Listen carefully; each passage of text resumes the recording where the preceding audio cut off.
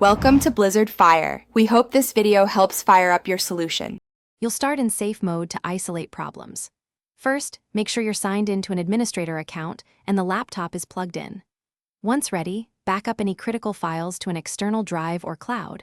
Restores shouldn't erase data, but precautions matter.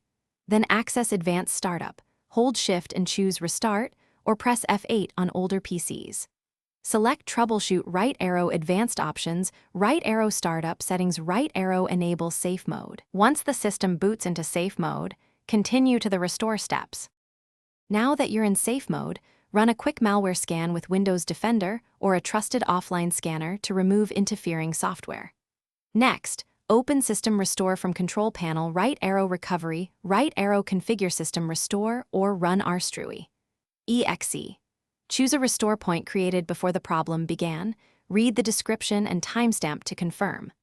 Once selected, start the restore and allow the process to complete without interruption. This reverts system files and drivers while preserving most personal files. After the restore and reboot, sign in normally and check the functionality that was failing.